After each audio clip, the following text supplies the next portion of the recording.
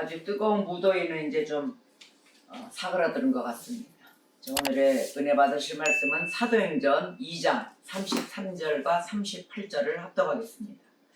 하나님이 오른손으로 예수를 높이시매 그가 약속하신 성령을 아버지께 받아서 너희가 보고 듣는 이것을 부어 주셨느니라.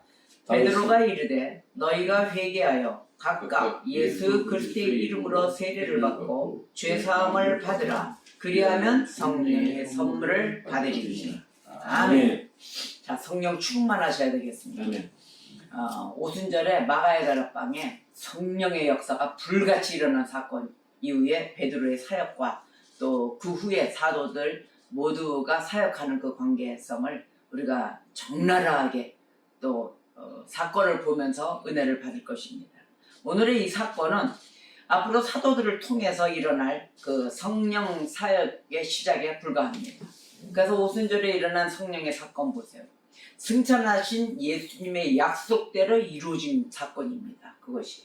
자, 그러면 성령 충만함을 받은 제자들은 그 자리에서 방언들이, 각 나라 방언들이 다 터졌습니다. 얼마나 뜨거웠든지 성령의 역사가 불같이 쏟아진 거죠. 그래서 그 성령 세례를 받고 방언이 터지고 그 제자들은 그 이후 그 순간서부터 막 더욱더 담대히 그 부활하신 예수님을 전파하기 시작합니다. 계속해서 예수를 증거하게 되죠. 이게 바로 성령 충만함의 효과입니다. 여러분, 저와 여러분 그러고 싶지 않습니까? 매일 뜨겁고 매일 기쁘고 매일 주 예수를 증거하는 자, 그런 심부름 따로 쓰임받기를 주님의 이름으로 축복합니다. 자, 세례 요한 보세요. 세례 요한은 회개를 막 전파했어요. 회개하라, 회개하라. 그리하면 너희 집과 너희 모든 가족이 구원을 받을 것이다 이랬어요. 그래서 회개를 외치면서 세례를 베풀었습니다. 예수님은 어떻게 하셨을까요? 예수님도 세례 요한한테 세례 받고 난 이후로 예수님께서 또 회개를 촉구합니다. 회개를 촉구하고 하나님 나라의 복음을 선포하고 다니셨잖아요. 그런 가운데 역사가 이루어졌는데 예수님이 이 땅에 오신 이유, 그거를 잘 정확하게 하셔야 됩니다. 예수님이 이 땅에 오신 이유, 잃어버린 자를 찾아입니다. 잃어버린 자를 찾아서 어떻게 구원하려 함이라. 구원하려 함이라. 자, 그 다음에 죄인을 불러서 회개시키러 오셨다. 그래서 우리가 죄인이잖아요. 왜 죄인인가를 본인들이 스스로 아실 거예요. 이 설교 시간에, 하나님의 예배 시간에 하나님 말씀을 들으면서 내 양심이 콕콕콕 찔린다. 자, 이거 뭐예요? 내 죄를 내가 안다. 내 죄를 내가 알기 때문에 양심에 찔리고 얼굴이 막 부끄럽고 막 그 전에 했던 일들이 필름같이 막 지나가고 막 이러잖아요. 왜? 죄를 알아야, 내 자신에 대한 죄를 알아야만이 회개가 일어납니다. 그렇지 않고서는 회개는 그냥 일어나질 않아요. 그래서 성령이 말씀으로 계속 나를 지적한다. 나를 계속 지적한다. 그 옛날에 그랬잖아요. 장로님이 예배하다가 왜 목사님은 왜 말씀 가운데 꼭 항상 말씀을 전할 때마다 나한테 뭐라고 하시는 거예요? 이러잖아요. 내가 뭐라고 하는 게 아니에요. 말씀이, 성령이 나한테 찔러주는 거예요. 너 이러이러한 거 잘못됐다라. 그래서 이 말씀 가운데 매일 사랑만이 중요한 게 아니에요. 내 죄를 먼저 깨닫고 난 후에 회개가 이루어지고 그 다음에 성령의 역사 아래 주님 앞에가 감사함이 이루어지고 서로 사랑함이 이루어지는 거예요. 회개가 이루어지지 않으면 사랑도 할 수 없다는 걸 아셔야 됩니다. 그래서 먼저 우선이 뭐다? 내 죄를 먼저 깨우쳐야 된다. 그래서 회개하라, 회개하라 외치고 다니는 거예요. 그래서 예수님의 목적이 잃어버린 자를 찾아 구원하려 하며 죄인을 불러 회개시키러 왔노라. 아멘. 그래서 우리 예수님이 오신 거예요. 회개는 죄에서 돌이키게 되면 하나님께로 자동으로 향하게 됩니다. 얼마나 좋아요. 내가 하나님께로 잘 가지 못한 그 은혜 방향이 왜 이러지? 은혜가 좀 깨먹었나? 막 이럴 때 있잖아요. 그때는 회개가 어디가 뭐가 좀 들된 게 있나 보다 하고 체크를 하셔야 돼요. 내가 어떤 부분을 회개를 안 했지? 자, 회개는 뭐다? 죄에서 돌이켜 하나님께로 향하는 것이다. 우리의 삶이 매일 이렇게 돼야 되는 것입니다. 그리고 세례 보십시오. 세례는 믿음과 회개의 고백, 그 고백을 외적으로 나타내는 표지예요. 그래서 세례 받는 거예요. 베드로는 예수 그리스도의 이름으로 세례를 받고 죄사함을 받으라. 그리고 성령의 선물을 받으라. 라고 선포했습니다. 바로 이것이 핵심입니다. 오순절에 베드로가 전한 복음의 핵심. 하나님이 십자가에 못 박힌 예수를 살리셨잖아요. 그리고 그 다음에 어떻게 했어요? 당신의 우편에 앉히셨습니다. 그래서 앉히시고 난 다음에 만물을 주관하는 만유의 주가 되게 하신 것입니다. 그래서 복음은 십자가의 죽음과 부활에서 끝나지 않았어요. 거기서 끝나지 않고 부활하신 주님께서는 승천하셔서 하나님의 우편에 앉으시고 그 다음에 약속하신 성령을 보내주신 것입니다. 그래서 이 땅에 성령 충만함을 받아라. 아멘. 그래서 그러므로 승천과 이 성령의 강림, 이것은 십자가의 부활의 구원이 오늘 지금 이 시간에 우리 가운데 실제로 역사하고 있음을 보여주는 것입니다. 실제 우리의 삶에도 역사하고 있는 사건이죠. 자, 그래서 바울이 또 이렇게 전해, 베드로가 전한 복음에 있어서 바울이 전한 복음이 있잖아요. 바울이 전한 복음의 정점도 똑같아요. 모든 사도들이 같은 것을 전합니다. 예수님이 승천하여 하나님 우편에 앉아 만유를 주관하는 권세를 지금도 집행하고 계신다 이거예요.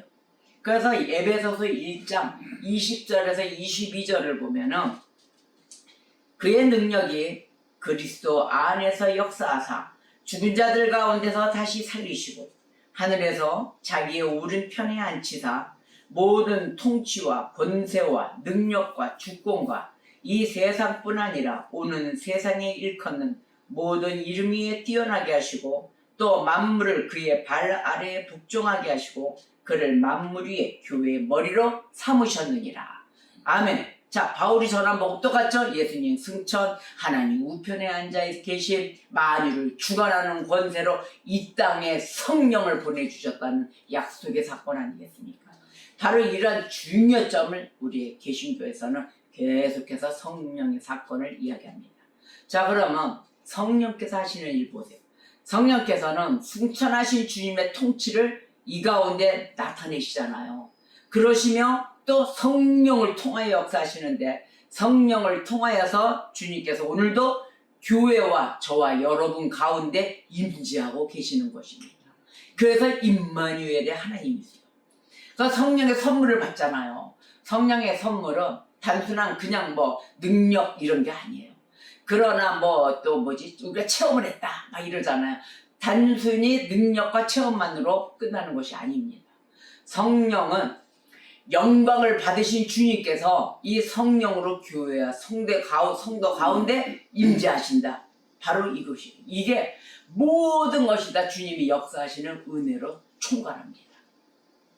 이러니 우리가 예수 충만, 성령 충만, 오직 하나님께 영광 안 갈 수가 없어요. 그러므로 교회가 세상의 축복이 되기 위해서 서 있는 이 교회가 세상의 축복이 되기 위해서는 어떻게 한다? 성령의 권능에 사로잡혀야 한다.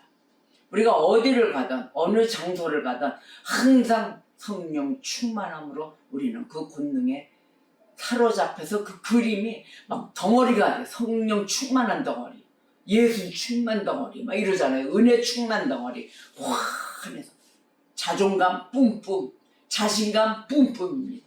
우리 주님이 계시기에 우리는 이만큼 성령의 세례를 받은 자로서 그 모든 것에 어떤 곳이 빈부가 되었던 규천이 되었던 우리는 처하지 않는다.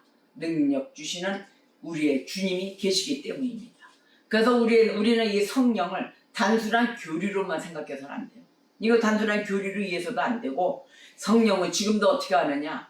우리의 삶 속에 임재하신다. 이야, 이건 남들이 저들은 모르게 해놨는데 믿지 않는 자들이 이거 알 수 있을까요? 모릅니다. 우리의 삶 속에 임재하고 계십니다. 항상 동행하십니다. 여러분 기도할 때 보세요. 기도할 때 여러분이 하시는 것 같아요? 성령이 능력 주시기 때문에 기도하시는 거예요. 기도할 수 있는 게 아니 내가 모르는 단어가 어쩜 이렇게 나 기도 왜 이렇게 잘해? 줄줄줄 막 나올 때 있잖아요. 그치가 하는 게 아니에요. 성령이 그냥 충만하죠. 성령이 기뻐하셔서 성령이 고마워서 성령이 감사해서 나를 사용해서 기도가 막 줄줄줄 되는 거예요. 그래서 기도할 때도 성령이 능력을 주신다는 것입니다. 또 우리가 성경 말씀을 읽잖아요. 이 말씀 이런 게 있어서 막 말씀을 깨달을 때 있지 않습니까? 말씀을 깨닫게 하시는 이도 성령님이십니다. 자, 그런데 복음 전파에 담대함을 주세요. 내가 저 여자한테 몰라, 나는 내가 왜 예수 믿으세요? 예수 믿고 우리가 이 땅에 살면서 구원받아야 되는데 예수를 모르시면 되겠어요? 아셔야 돼요 하고 어떨 때는 듣기 싫어하는 자에게 던질 때가 있어요. 그거 왜 그럴까요? 성령이 담대함을 주셔서 그래요. 왜? 말씀 속에 듣던지 아니 듣던지 던져라. 나머지는 성령이 역사하십니다. 그 상대방에도 복받은 자 같으면 눈이 뜨이고 귀가 열리고 할 것입니다. 그랬을 때 언제 어느새 성령의 콧바람이 휘 들어갈지 모른다는 거예요. 그래서 은혜 충만한 자는 우리는 항상 걸어다니는 교회로서 성령 충만함으로 주님의 심부름자가 되어야 된다는 것입니다. 그래서 우리가 이것을 교리로만 이해할 것이 아니라 언제나 성령이 충만한 교회 성도가 되어야 된다는 것입니다. 그래야만이 성령이 충만한 교회는 이 세상에 빛과 소금의 역할을 할 수가 있어요. 그 다음에 성령 충만한 성도 보세요. 그 삶의 자리 어느 장소에 있더라도 뭐예요? 예수 그리스도를 증거해요. 삶 속에서 입술로 말로 단어로 못하면 생활의 삶 가운데 표식이 된다는 것입니다. 나타내고 있다는 것입니다. 그래서 예수를 증거하러 다니는 언제나 삶 가운데 시시콜콜 시시때때로 삶의 증거로 나타내야 되는 저와 여러분, 그 여러분은 항상 마음의 눈을 지켜야 합니다. 이 마음의 눈이 밝아야 돼요. 누가복음 11장 34절에서 35절을 볼게요. 너의 몸의 등불은 눈이라. 너의 눈이 성하면 온몸이 밝을 것이요 만일 나쁘면 너의 몸도 어두우리라. 그러므로 너 속에 있는 빛이 어둡지 아니한가 보라. 이랬어요. 항상 내 마음의 눈이 항상 밝아야 돼요. 어두우면 아무것도 못 보고 내가 언제 어느새 주님 곁에 떠나 있는지도 몰라요. 주님 곁에 떠나가지고 세상 사람하고 놀고 있고 세상에 언어 쓰고 그 자기 예수 믿기 전에 그 사주 보고 무당들 점쟁이들 쓰는 말 무슨 살이 꼈다는 둥 이런 소리나 해야 되고 이런다고. 이게 예수 믿는 자라서 할 소리예요. 역마살이 꼈다는 둥 또 무슨 도화살이 꼈다는 둥 이래 되겠습니까? 이게 바로 은혜 충만함에 있어서 내가 예수를 믿는 자, 교회 나가는 자 이걸로 끝났기 때문에 겉들만 밟고 다녔기 때문에 용어 자체가 올바른 용어가 안 나온다는 것입니다. 은혜 받은 자는 그런 용어를 쓸 수가 없어요. 그래서 내 마음의 눈이 어두운가? 마음의 등불 그거를 항상 점검해야 됩니다. 마음의 눈이 그리스도를 향할 때 그 영혼도 밝아지는 거예요. 그리스도를 잠시라도 떠났다. 날마다 자신의 마음을 살피지 않으면 내가 떠났는지 있는지 머물고 있는지 아무것도 모른답니다.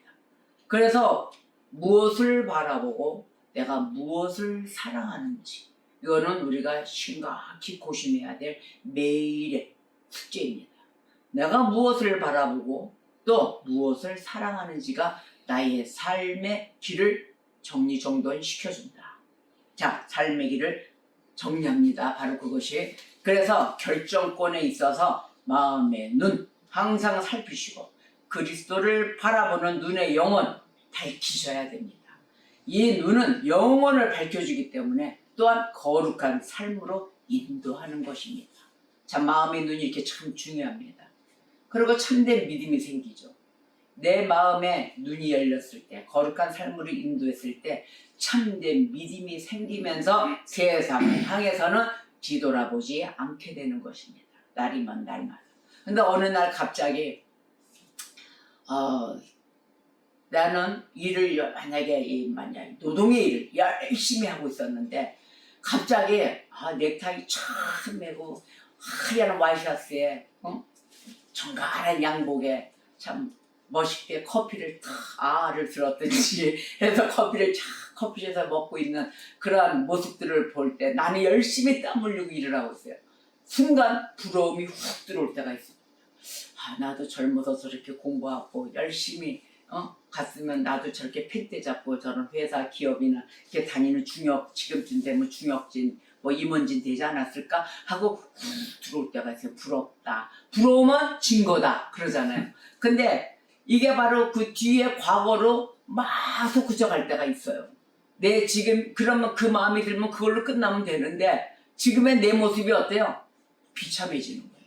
그러면 은혜가 다운돼요. 고갈되고 순간 주님의 여태까지 이끌어 주셨던 그 감사가 사라지는데 어떠한 감사가 사라지느냐? 내가 이 순간까지도 일할 수 있고 해주는 모든 영역의 범위도 하나님이 열어주신 건데 그 하나님이 해주신 것에 감사가 없어진다는 거예요. 바로 이게 틈타고는 부분이 아주 미세한 부분입니다. 긍정의 마인드, 하나님이 해주신 역사, 모든 것이 하나님의 은혜입니다 하고 내 마음의 눈이 어떻게 된 거예요? 순간 어두워진 거예요. 그래서 쟁기든 자 뒤돌아보지 말아야 되는데 뒤를 돌아보게 되고 과거가 좋았고 뭐 이런 식으로 나도 좀 그러고 좀 가봤으면 나의 하나님이 역사해 주시는 내 자신에 대한 역사는 어떨 걸까요? 하나님이 나를 지으셨기 때문에 나를 잘하신다. 그래서 내가 이겨낼 수 있는 능력 주시고 내가 해결할 수 있는 범위 주시고 한다는 이 하나님의 역사를 까먹게 된다는 거예요. 생각지 않게 된다는 거예요. 그래서 두 가지를 왔다 갔다 하다가 결국은 육으로 빠져간다는 것입니다. 이것에 성령 충만함의 성령의 역사에 거슬리는 것에 우리가 벌써 어느덧 빠져들어가는 모습을 바라보게 되죠. 그래서 참된 믿음으로 가는 그 길에 있어서 우리가 자꾸 올라가려는데 떨어져야 은혜가 자꾸 떨어져야 하잖아요. 바로 그 순간이에요. 비교했을 때 나 자신이 비참하다고 봤을 때 불쌍하다고 봤을 때 아니 하나님이 나를 불쌍하게 봐야 돼요. 하나님이 역사하시면 간단하다. 그래서 우리는 어디로 한다? 하나님 앞에 기도하고 하나님 앞에 내 얼굴을 팍 자주 매일같이 수시로 보여야 된다. 하나님이 귀찮을 정도로 야 뭐니 왜 너만 보이니 이러셔야 돼요. 너만 보이고 왜 나타나는데 도대체 막 이래야 되는 거예요. 그런데 그것을 자꾸 까먹게 되고 세상의 일에 많이 몸이 무겁게 되면서 우리는 처진다는 것입니다. 여러분 세상을 향해서 절대 뒤돌아보지 않는다. 그거는 나의 영적인 생활에 마이너스가 와요. 누가복음 9장 62절에 손에 쟁기를 잡고 뒤를 돌아보는 자는 하나님의 나라에 합당하지 아니하니라. 아멘. 합당치 않다고 하셨어요. 그래서 이 참된 믿음은 입술의 고백만으로 머물러서는 안 됩니다. 절대적으로 회개와 순종이라는 이 삶의 열매로 나타나야 되는 것입니다. 여러분 이 순간의 얇은 종이짝 같은 이러한 곳에 우리가 속아서 넘어가서는 안 되고 넘어져서도 안 됩니다. 자, 삶의 변화를 시키는 참된 믿음입니다. 오직 삶의 변화가 와야 되잖아요. 그 시키는 참된 믿음으로 오직 예수 그리스도를 바라보십시오. 절대적으로 여러분 실망 안 시키고 내가 상대나 어떤 환경 속에서 부러워해봤자 소용없어요. 나한테 안 와요. 그건 나한테 안 와요. 나한테 주어진 이 순간, 이 시간 이것은 하나님이 다 만들어주신 시간입니다. 그래서 지금도 감사해야 될 거는 내가 할 수 없는 것을 해주시고 또한 나의 모든 것을 건강 지켜주시고 또 내가 이거는 해서는 안 될 것 같은데 주님은 하시면 주님이 손대시면 다 됩니다. 그 소리는 매일 주의 은혜와 함께 살아가는 것입니다. 끝까지 인내하는 자, 그 자의 곁에는 하나님 나라의 기쁨이 있다. 여러분 한 주간도 하나님 나라의 기쁨 가운데 우리가 기대하고 또 역사하시는 그분을 믿고 신뢰하면서 오늘도 매일 주의 은혜와 함께 살아가시기를 주님의 이름으로 축복합니다. 기도하시겠습니다.